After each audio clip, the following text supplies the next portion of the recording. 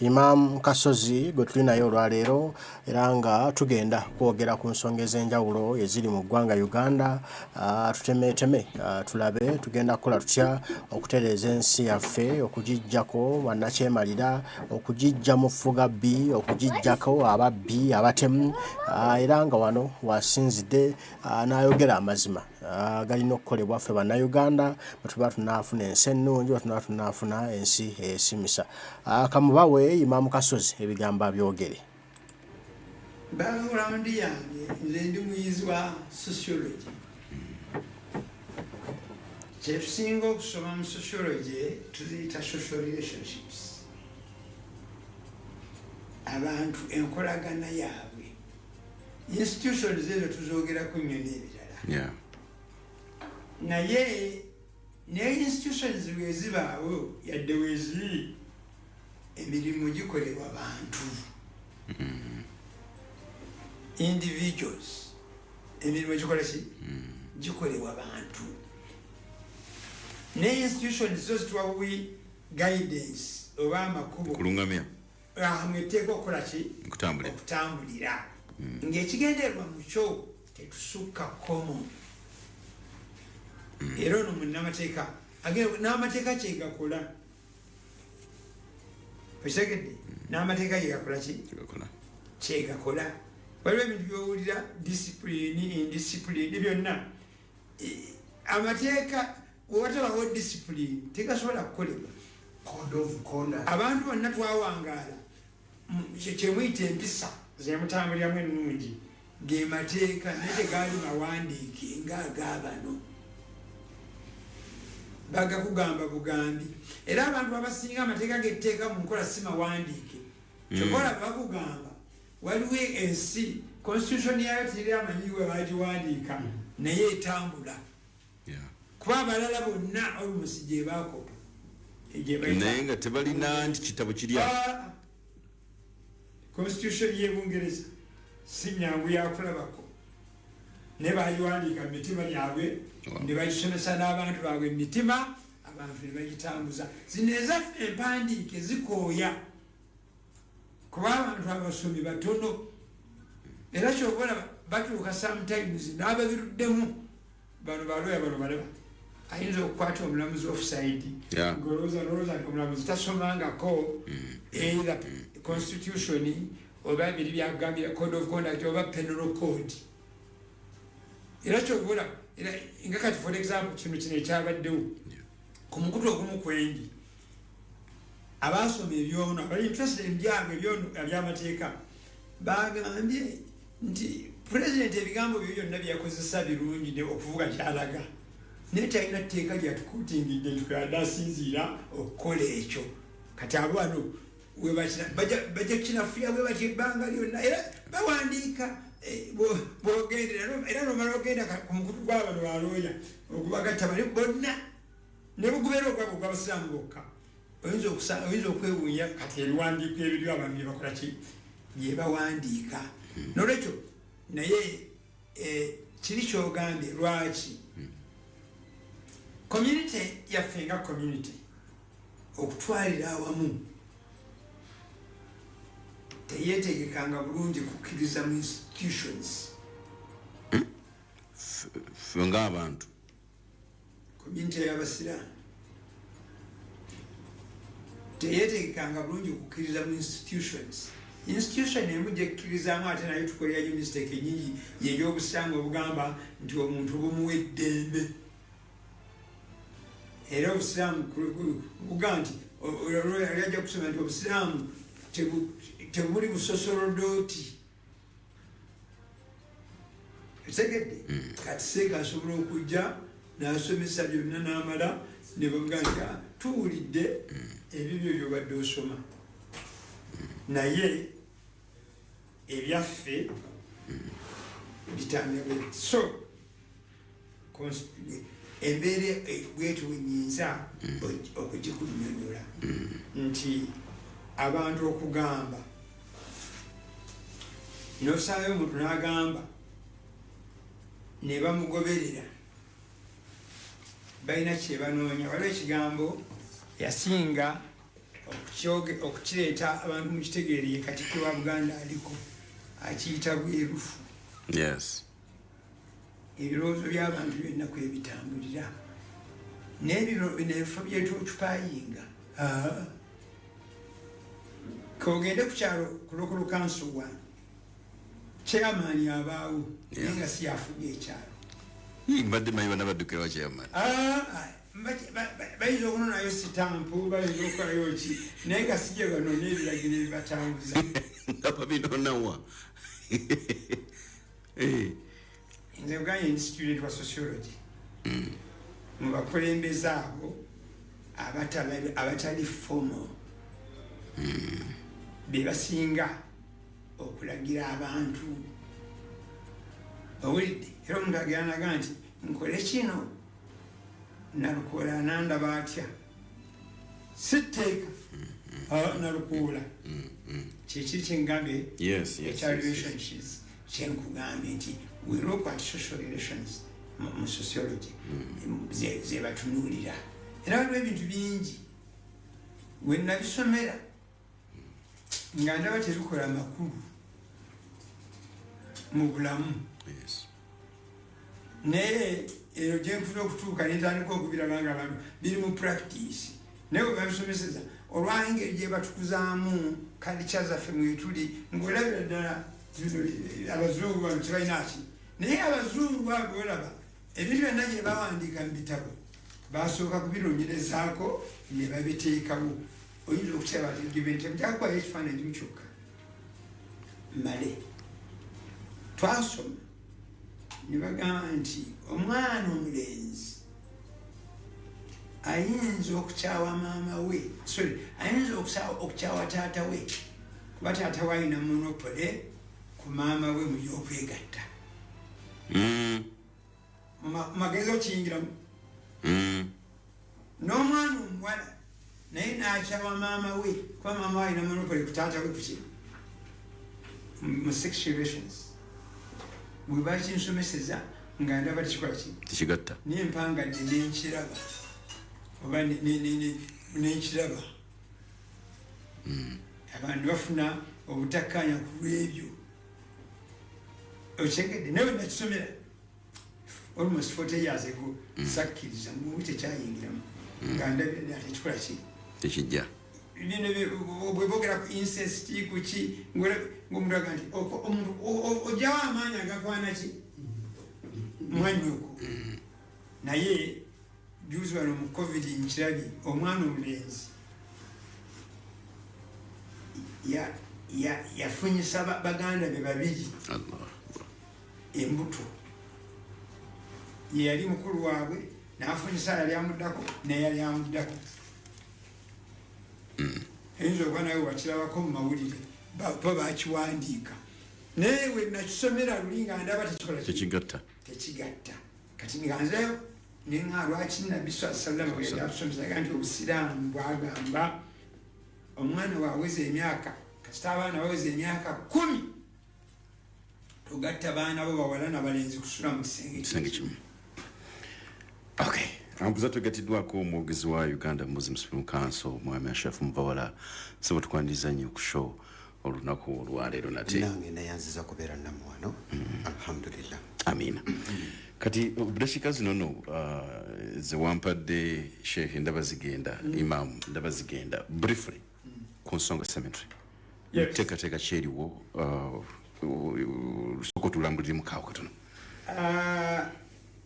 fenna tukimanyi cemetery oba limbo mu basamba Uganda kipya yadde abantu bangi baziiseeyo era twaziikanga mu yekkololo naye bw'onoonyereza eyekkololo yajjawo etya ojja kuzuula nti abantu abaagitandikawo baali bagyetaaga baava bunaayira bawangaalira wano ate tebagenda kutwala maiti bwabwe ate wano tebalinawo bijja ne bakola limbo singa okigeraageranya equally ne limbo ey'e Madina for example okubaawo kwayo abantu baali bavuddewa Makka basemukidde Madina kati nga te banafuta bagenda bazaayowa nga twetaaga okuba ne bakiya bebakola ki kati practice eyo negenda. Ekyokubiri, Islam ng'Obusiraamu is an urban religion. Eddiini munjufu. It is an urban religion. Eddiini y'Obusiraamu ddiini ya bibuga. Olw'emikolo gyayo gyonna egisinga girimu kye bayita jama. Jama tesobola kuyimirirawo ng'abantu bali scattered. Era mu byalo eyo gye twakulira ng'omuzikiti gusaala jjuma yokka. Largely, lwaki distance z'abantu okuvaawa okujja okusaalisa. Kati n'olwekyo limbo neyingirawo abantu bagenda nga bagiyiga era abantu batandika okumanya nti kwaba mu bantu bagamba nti mu limbo baziyigayo banaku oba batalina baabwe. Kati mu process eyo omugenzi Ibrahim Mwanga Kibirigi na ekirowoozo n'akigula n'afuna munywanyi we bamuyita Imam Ssentongo, Imam Sam Ahmad Ssentongo. Bwe boogera bakyogerako n'akigula era n'amumatiza n'akkiriza n'agula limbo ey'enkoowe. Imam Ssentongo yaliwa? Imam Ahmad Ssentongo yali Imam w'e Makerere. Tulina ekibiina kyaffe bakiyita Uganda Muslim Welfare Association. Chairman waffe ye Mzee Rafiki. Secretary General Imam Ssentongo n'abalala. Era ekitongole ekyo kye kiddukanya essomero lye bayita Lukumaani.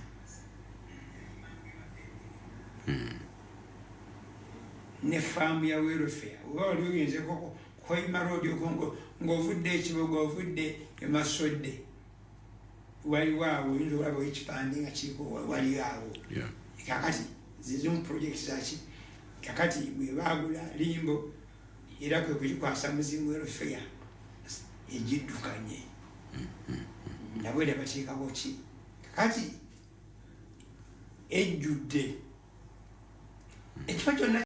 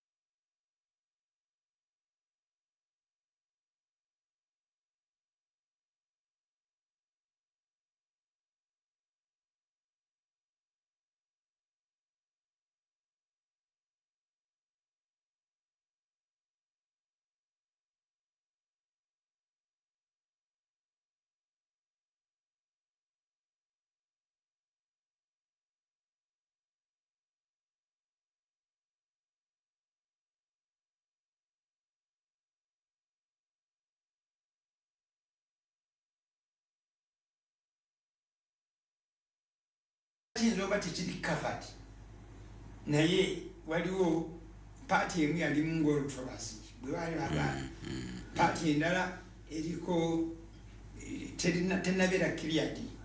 Waliwo paati yaye waliwo akyakiriminga nti wawe n'omusango teguggwanga kati naye basically wadde bazikala bakola ki bazaaliika 8 kati tuyinza oba tuziise kuyiga nga 5 n'ekitundu.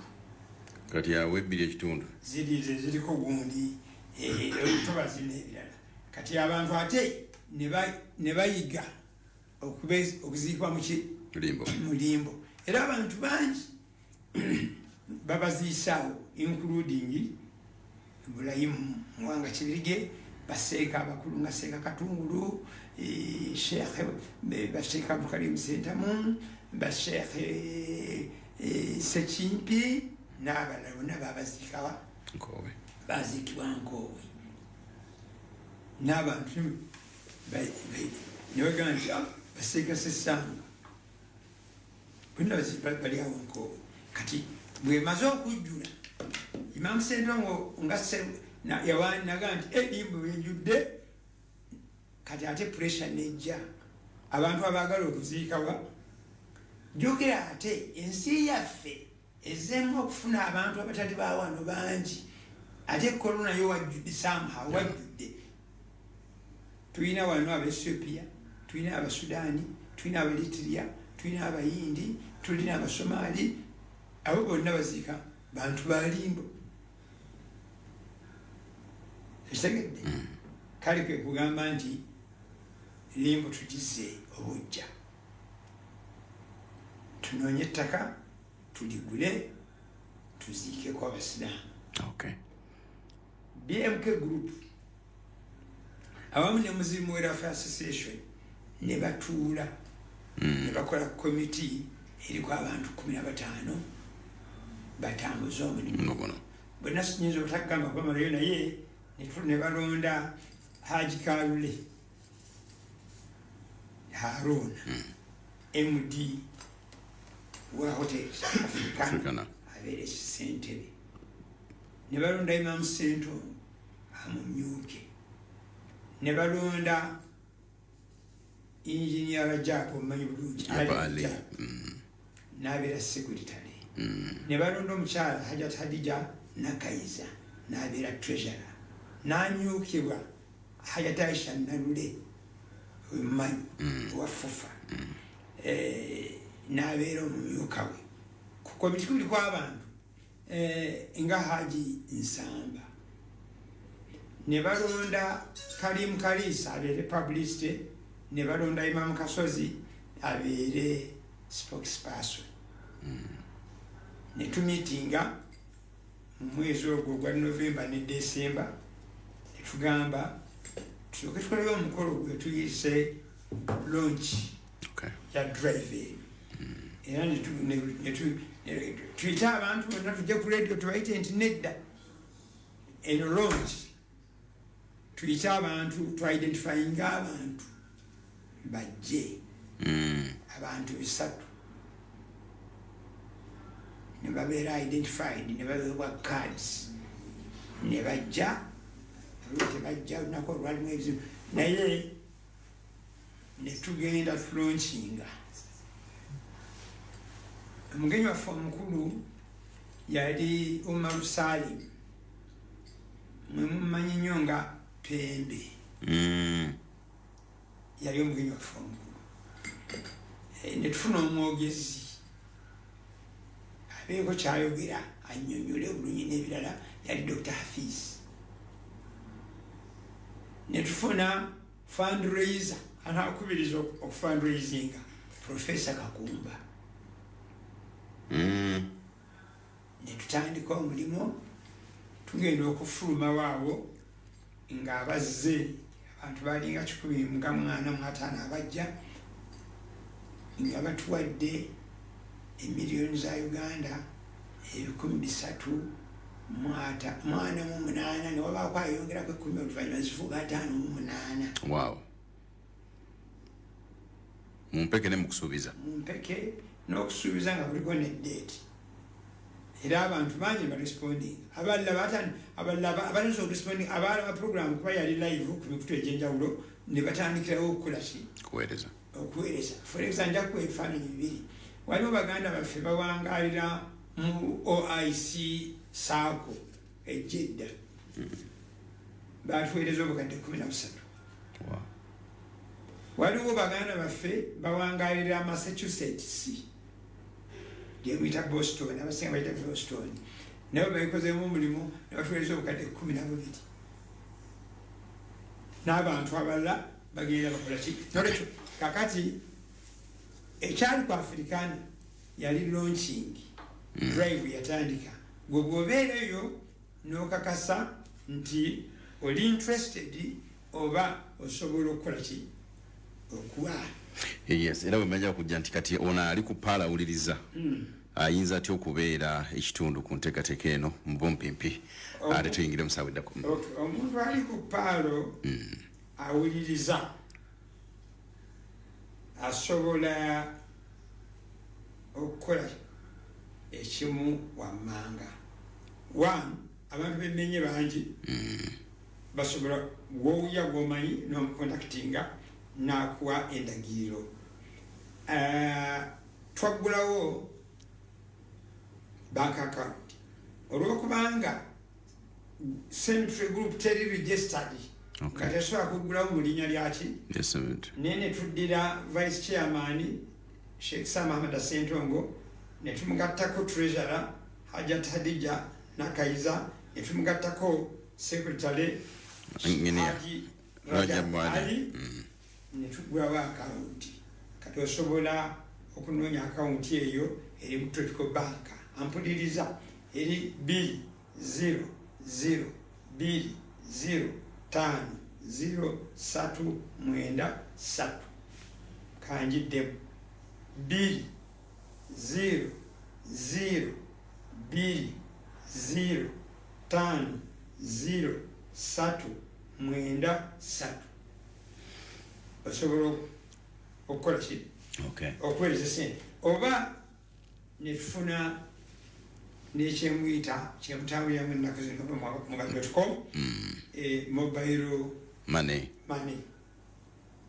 transfer eyanguwa nnyo eyo waliwo Airtel merchant code yayo merchant Airtel erina merchant number merchant code yayo eri 6487341 oba oliwa Airtel merchant number ekozesebwa ba merchant code nga bagiyita eri 6487341 eyemu bw'oba wa Momo Pay yetuyita eya MTA eri namba merchant number yayo eri namba 5770609 MTN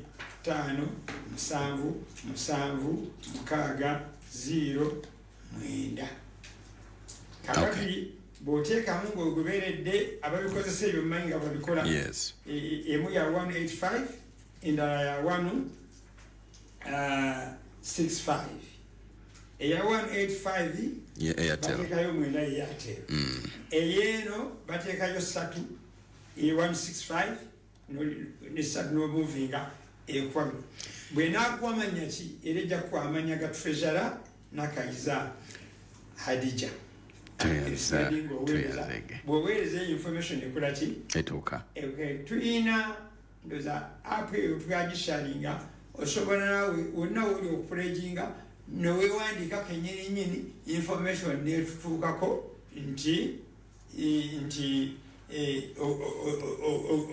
ojja kusubscribing oba ojja kuteekayo gundi noteekawo obubeera essimu yo gwani esente z'opulejinze n'olunaku lweyagala bazikole ki bazinoni oba lwonaziteerayo ng'okozeseza amakubo gano ekyo bwekityo bwekiyimiridde amina olwekyo ndowooza obudde bwange bweddeko amina kati kankute Imam era ate namutadde anvume byonna byayagala namutadde muva wala soka utondereko jawo teyetonda akayitunde nedda naawe kayitunde tosobola kuyambya omuntu ojawo amala omuvu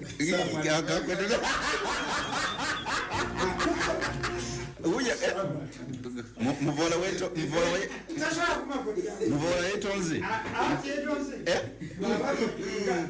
muvola wetonde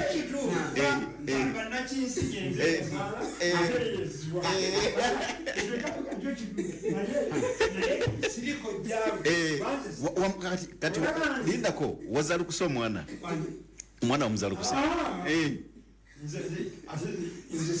nze si kanyina zamuzaala omwana oyo bwebana kitukako asoba bwebana joluserota olutuyawunda mutu bitunuleko bwamanyina agenda kwetondera bali akakwetondere sinze kojja omukambwe kati yensonga enkulu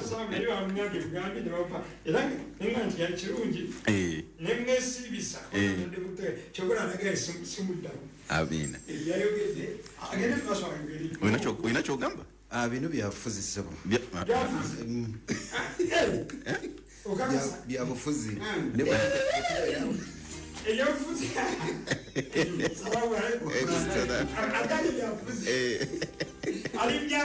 alimyafuzi yetonde amina waalaikum salaam warahmatullahi wabarakatuh